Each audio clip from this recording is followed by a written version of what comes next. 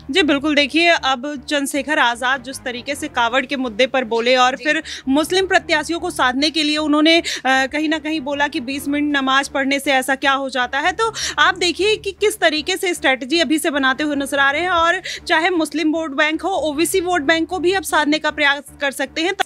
देखिए, अगर फिलहाल आज़ाद की बात करें तो उनका जो कह सकते हैं नज़र है वो जो SC ST वोट हैं, दलित वोट बैंक है, उनके ऊपर ज़्यादा नज़र आता है। इसीलिए वो हिंदू जो दलित वोट बैंक है, मुस्लिम वोट बैंक है, दोनों को साधने का प्रयास करते हैं। और यही वजह है कि वो ये बात कहते हैं कि भाई मुझे किसी के साथ में भी गठबंधन करने की ज़रूरत नहीं। लेकिन जी देखिए, बिल्कुल जिस तरीके से नगीना सीट से चंद्रशेखर आज़ाद की जीत हुई है, जाहिर सी बात है कि इसके कई मायने निकाले जा सकते हैं। खास तौर पर देखा जाए तो वहाँ पर जो नगीना सीट है वहाँ पर भारतीय जनता पार्टी के साथ साथ BSP पार्टी और समाजवादी पार्टी के बड़े दिग्गज नेता भी वहाँ पर चुनाव प्रचार के लिए गए थे। इसकी नमस्कार, मैं आश्रुति वोहरा और आप देख रहे हैं नेक्स्ट 9 न्यूज़।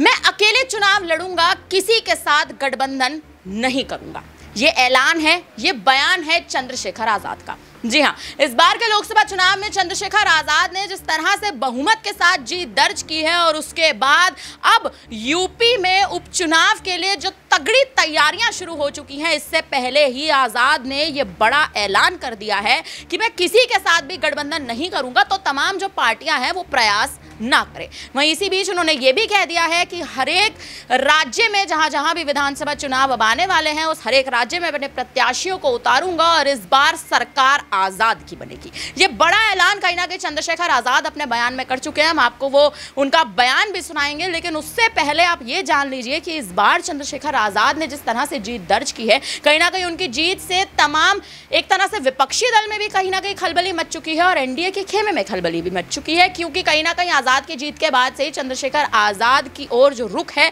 तमाम पार्टियों का, वो नर्म होता जा रहा है। और इसी बीच अब आज़ाद सांसदी की शपथ लेने के बाद उनका गुरूर कहीं ना कहीं बढ़ चुका है और ये बड़ा ऐलान वो कर चुके हैं कि किसी भी अन्य दल के साथ अब वो गठबंधन नहीं करने वाले हैं। अब आप पहले ये बयान सुन लीजिए, उसके बाद चर्चा जारी रहेगी।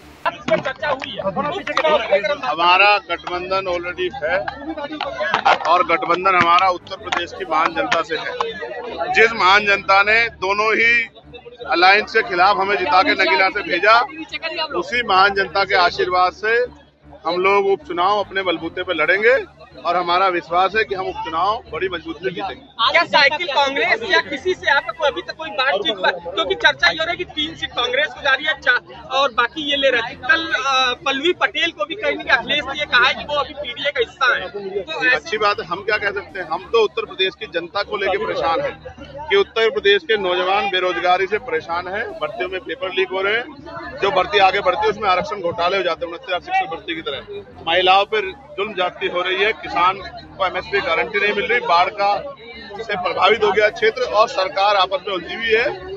जनता की तरफ उत्तर प्रदेश सरकार नहीं देख रही है, तो उत्तर प्रदेश की जनता भी सरकार को सबक सिखाने का काम उपचुनाव में करेगी। क्या उत्तर प्रदेश में अभी भी समय है, अगर सभी पार्टियां जो है विपक्ष की एक हो जाती है, तो क्या यूपी में बहुत अच्छे बहुमत से रोका जा सकता है बीजेपी को? और मैं फिर ये कह रहा हूँ, हम लड़ाई लड़ रहे हैं, कमजोर वर्गों को सम्मान का जीवन मिले, और मैं आपसे कह रहा हूँ अब समय आ गया है देश में समानता के लिए निजी क्षेत्रों में आरक्षण की व्यवस्था करने का समय आ गया है। SC ST OBC के लोगों को निजी क्षेत्रों में आरक्षण देने का समय जो है अब आ गया है, और ये ही समय है कि देश केंद्र की सरकार को जो बिल विधेयक जो मैंने प्राइवेट बिल पेश किया है लोकसभा में, उसका समर्थन करके अब इस रिफॉर्म के कदम को उठाना चाहिए और निजी क्षेत्रों में आरक्षण की व्यवस्था SC ST OBC के लिए करानी चाहिए। अच्छा, ये कहा जाता है बैसाखी की सरकार और बिहार में देखिए अलग बजट में उसको लाभ मिला और चंद्रबाबू नायडू को अलग मिला। आपने सदन में बोला भी था, आप बाहर भी एक बैनर लेके आए थे, पोस्टर लेकर के। तो क्या लगता है, क्या ये सरकार अभी स्केल पे है या कहीं अंदर गड़बड़ चल रहा है, कुछ बड़ा विस्फोट? देखिए, लगातार ये सरकार के दो जो टांगे हैं, वो एक नीतीश जी के हाथ में, एक नायडू जी के हाथ में। जिस दिन वो लोग कोई भी कदम उठाएंगे उस दिन सरकार स्थिर हो जाएगी। मेरा ये कहना है कि वो स्थिर होना हो, लेकिन उत्तर प्रदेश की जनता को बजट में क्या मिला, इसकी जानकारी मीडिया को भी होनी चाहिए, उत्तर प्रदेश जनता को भी। तो ये गुब्बारा जैसे बनता है और गुब्बारा फूट जाता और हाथ ताली बजाते रहते, इस तरह उत्तर प्रदेश के साथ हुआ। केंद्र ने सबसे बड़ा धोखा अगर किसी के साथ किया तो उत्तर प्रदेश के साथ किया, जहां बजट के नाम पे धोखा हुआ, जनता के हिस्से में कुछ नहीं आया। चंद्रशेखर आजाद अभी किसी पार्टी के गठबंधन में नहीं है, ये क्लियर है। मैं आपसे क्या कह रहा हूँ, हमारा गठबंधन उत्तर प्रदेश की महान जनता से है। जिस जनता ने नगीना में जो समीकरण बना के हमें भेजा, वही समीकरण बना के, बहुजन समाज का समीकरण बना के हम लोग उत्तर प्रदेश के विधानसभा में भी अपना प्रतिनिधित्व इस बार तय करेंगे। हमारा एमएलए जीत के जाएगा, ऐसा हमें भरोसा। मजवा से चुनाव लड़ने जा रहे हैं। तो हमारे हम इतनी देर क्या भाषण दिए, तुम लोग क्या सुनेंगे? यहाँ की जनता को क्या आपने प्रत्याशी तय करेगी, ये मेरा काम नहीं है, पार्टी तय करेगी। तो सुना आपने किस तरह से चंद्रशेखर आजाद ने ये बड़ा ऐलान कर दिया है और बेबाक तरह से ये बात साफ रखते नजर आ रहे हैं कि अब गठबंधन तो नहीं होगा। आने वाले विधानसभा चुनाव में और उत्तर प्रदेश में मुख्यमंत्री की गद्दी पर कहीं ना कहीं बनने के लिए, मुख्यमंत्री की गद्दी पर बैठने के लिए भी चंद्रशेखर आजाद की तैयारियां तेज हो चुकी हैं। इसी मुद्दे पर चर्चा करेंगे। हमारे न्यूज रूम में तमाम सहयोगी हमारे साथ मौजूद है। सिराज के पास चलेंगे। सिराज, क्या लगता है, चंद्रशेखर आजाद ने बड़ा ऐलान तो कहीं ना कहीं देखिए कर दिया है। उनका जो ये बयान सामने आया, आप साफ तौर पर देखा, जैसे आपसे पत्रकारों को भी फटकार लगाते नजर आ रहे हैं कि मैं गठबंधन नहीं करूंगा। तो गठबंधन के लिए जो तमाम खबरें आप कहीं ना कहीं इस वक्त फैला रहे हैं, वो खबरें ना फैलाएं। क्या लगता है, आजाद का गुरूर है या कहीं ना कहीं जो कॉन्फिडेंस इस बार उनको जीत के मिला है, वो कॉन्फिडेंस उनको आगे जाके काम आएगा? जी देखिए, बिल्कुल जिस तरीके से नगीना सीट से चंद्रशेखर आज़ाद की जीत हुई है, जाहिर सी बात है कि इसके कई मायने निकाले जा सकते हैं। खासतौर पर देखा जाए तो वहाँ पर जो नगीना सीट है, वहाँ पर भारतीय जनता पार्टी के साथ साथ बीएसपी पार्टी और समाजवादी पार्टी के बड़े दिग्गज नेता भी वहाँ पर चुनाव प्रचार के लिए गए थे। इसके बावजूद 1 लाख से ज़्यादा वोटों के अंतर से चंद्रशेखर आज़ाद ने जीत हासिल की। तो कहीं ना कहीं चंद्रशेखर आज़ाद ने उसी वक्त कह दिया था कि मैं अकेले विधानसभा चुनाव लड़ूंगा। और सिर्फ उत्तर प्रदेश, बिहार ही नहीं, बल्कि आप देखिए कि पंजाब, हरियाणा, दिल्ली, महाराष्ट्र जैसे राज्यों में कहीं ना कहीं चंद्रशेखर आज़ाद की आज़ाद समाज पार्टी चुनाव लड़ने वाली है सभी सीटों पर। और गठबंधन ना करना ये तो पहले ही तय था। जाहिर सी बात है, देखिए चंद्रशेखर आज़ाद ये जो चुनाव है जीत के लिए नहीं लड़ रहे हैं, सिर्फ उनका कहीं ना कहीं एक कदम जो है दलित वोटर्स को अपनी तरफ खींचने का है। और जाहिर सी बात है कि जिस तरीके से अभी से ही अगर वो अपनी नींव को मजबूत करेंगे, उनके साथ कहीं ना कहीं दलित जो वोटर है वो जुड़ता है, अल्पसंख्यक जो वोटर है वो जुड़ता है। तो जाहिर सी बात है आने वाले समय में चंद्रशेखर आज़ाद की पार्टी जो है कमाल करती हुई नजर आएगी। तो इसी को देखते हुए कहीं ना कहीं वो अपनी तमाम जो परिस्थितियां हैं गठबंधन के साथ या किसी पार्टी के साथ मिलकर चुनाव लड़ने का, मुझे लगता है इसी वजह से वो कहीं ना कहीं अकेले चुनाव लड़ना चाहते हैं, ताकि वोटों का जो शिफ्ट है वो कहीं ना कहीं ना हो, जैसा कि मायावती के साथ होता हुआ नजर आया। मायावती के साथ जिस तरह से होता नजर आया कि वोटों का जो शिफ्ट था, यानी कहीं ना कहीं मायावती दलित वोट बैंक पर पूरी तरह से अपना फोकस जमाना चाहती थी, लेकिन वो फोकस कहीं ना कहीं आप देखिए उत्तर प्रदेश में डगमगाता नजर आया। अखिलेश यादव के साथ साल 2019 में मायावती ने गठबंधन तो जरूर किया था, लेकिन उसके बाद 2019 के बाद मायावती की जो छवि, जो धूमिल छवि थी, वो बेहतर होती नजर आई थी। इसी बीच चंद्रशेखर आजाद का आ जाना, दलितों के मसीहा बनते दिखाई देना और अब ना केवल दलित वोट बैंक को साधना बल्कि मुस्लिम वर्ग को साधने की भी तमाम रणनीतियां बनाना, यानी वही रणनीति जो मायावती कहीं ना कहीं बनाती नजर आ रही थी। माही से बात करेंगे। माही, क्या देखती है? देखिए, जिस हिसाब से दलित वोट बैंक को साधने का तो प्रयास कहीं ना कहीं आप देखिए चंद्रशेखर आजाद करते नजर आते हैं, लेकिन अब मुस्लिम वोट बैंक को भी साधने का प्रयास करें। हरियाणा में मायावती गठबंधन कर चुकी हैं, वहीं अब आप देखें आजाद यूपी के उपचुनाव की बात करें, आने वाले महाराष्ट्र पे आप कहीं ना कहीं ध्यान दें, दिल्ली पे कहीं ना कहीं ध्यान दें, मुस्लिम प्रत्याशियों को उतारते नजर आ सकते हैं। जी बिल्कुल, देखिए अब चंद्रशेखर आजाद जिस तरीके से कावड़ के मुद्दे पर बोले और फिर मुस्लिम प्रत्याशियों को साधने के लिए उन्होंने कहीं ना कहीं बोला कि 20 मिनट नमाज पढ़ने से ऐसा क्या हो जाता है। तो आप देखिए कि किस तरीके से स्ट्रेटजी अभी से बनाते हुए नजर आ रहे हैं। और चाहे मुस्लिम वोट बैंक हो, ओबीसी वोट बैंक को भी अब साधने का प्रयास कर सकते हैं। तमाम समाज के ऐसे छोटे छोटे मुद्दे उठाते हैं, जिसमें चाहे नीट का मुद्दा ले लीजिए, कावड़ का मुद्दा ले लीजिए, अभी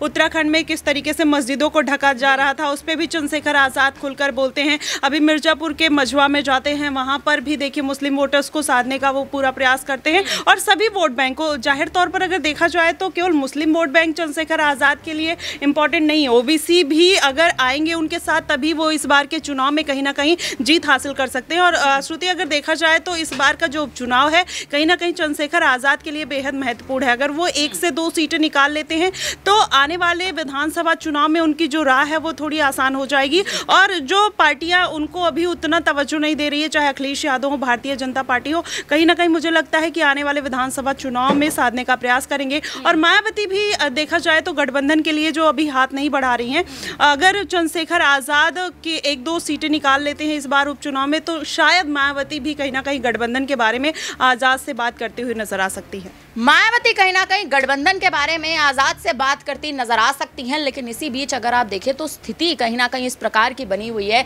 कि चंद्रशेखर आजाद गठबंधन के लिए मना कर चुके हैं, लेकिन मायावती और अखिलेश यादव ये दोनों ही उत्तर प्रदेश में चर्चित नाम बने हुए हैं। और कहीं ना कहीं इन्हीं चर्चित नामों में अगर देखें तो मायावती गठबंधन के लिए इस समय आजाद की ओर अपना हाथ नहीं बढ़ाती नजर आ रही है। बड़ा सवाल इस वक्त अमन सर से रहेगा। सर क्या देखते हैं, कहीं ना कहीं आप देखिए जिस हिसाब से चंद्रशेखर आजाद ने गठबंधन के लिए इस समय बड़ा ऐलान कर दिया कि मैं गठबंधन नहीं करूंगा, यूपी में उपचुनाव है, उपचुनाव में एक आध सीट भी अगर आप देखें आजाद इस वक्त जीत दर्ज कर लेते हैं, तो आने वाले यूपी के विधानसभा चुनाव में क्या लगता है गठबंधन देखने को मिल सकता है? देखिए, अगर फिलहाल आज़ाद की बात करें तो उनका जो कह सकते हैं नज़र है वो जो SC ST वोट हैं, दलित वोट बैंक है, उनके ऊपर ज़्यादा नज़र आता है। इसीलिए वो हिंदू जो दलित वोट बैंक है, मुस्लिम वोट बैंक है, दोनों को साधने का प्रयास करते हैं। और यही वजह है कि वो ये बात कहते हैं कि भाई मुझे किसी के साथ में भी गठबंधन करने की ज़रूरत नहीं। लेकिन देखिए, अभी अगर हम आज़ाद समाज पार्टी की बात करें तो अभी जस्ट शुरुआत है। एकमात्र सीट उन्होंने लोकसभा चुनाव में जीती, ऐसा नहीं कह सकते कि कोई बहुत बड़ा परचम जो है आज़ाद समाज पार्टी ने अभी तक लहराया है। लेकिन हाँ, उनकी नज़र ज़रूर इस पर है कि किस तरह से जो दलित वोट बैंक अब तक मायावती के साथ रहा है, BSP के साथ रहा है, किस तरह से वो उनके साथ आकर मिल जाए ताकि उनको इसका फ़ायदा मिले। और साथ में जो 17 के आसपास जो आरक्षित सीटें उत्तर प्रदेश में, उनके ऊपर भी उनकी नज़र है कि किस तरह से अगर हम देखें तो उन सीटों के ऊपर प्रभाव रहता है दलित वोट बैंक का। तो यहाँ पर अगर वो उस वोट बैंक को साध पाते हैं तो जाहिर बात है कि उत्तर प्रदेश में वो एक बड़ा नाम बन सकते हैं, क्योंकि BSP उतनी अब ज़्यादा एक्टिव नज़र नहीं आती, और एक्टिव है भी तो उनको अब वैसा रिस्पॉन्स लोगों की तरफ से नहीं मिल रहा है। और यहाँ पर आज़ाद जो है विकल्प बनकर उभरते हुए सामने आ रहा है। और देखिए, जो वोट कॉम्बिनेशन है वो भी जिस तरह से वो बनाते हुए दिखाई पड़ता है। आप देखिए, नगीना सीट के ऊपर जिस तरह से उनको मुस्लिमों का सपोर्ट मिला, दलित वोट बैंक का सपोर्ट मिला, यहाँ तक कि सवर्ण वोट बैंक भी उनके हिस्से में कुछ आया, तो यहाँ कई तरह से वो जातियों को साधने का प्रयास कर रहे हैं। हो सकता है आने वाले दिनों में वो एक बड़ा नाम उत्तर प्रदेश में बनकर उभरे। और आपने जैसा कहा कि गठबंधन को लेकर जिस तरह फिलहाल अभी तो मना करें कि जब आने वाले टाइम में यानी 2027 की अगर हम बात करें उसमें विधानसभा चुनाव होंगे तो हो सकता है कि आज़ाद वहाँ पर एक समझौता करते हुए नजर आए। चूँकि आपने देखा इंडिया गठबंधन में भी वो कहीं ना कहीं शामिल थे, लेकिन एन वक्त पर जिस तरह अखिलेश यादव ने उनका हाथ छोड़ा, उसके बावजूद भी वो चुनाव में जाते हैं और एक बड़ी जीत दर्ज करते हुए नजर आते हैं। हो सकता है इससे सबक लेकर आने वाले दिनों में इंडिया गठबंधन उनको अपनी तरफ मिलाता हुआ दिखाई पड़े।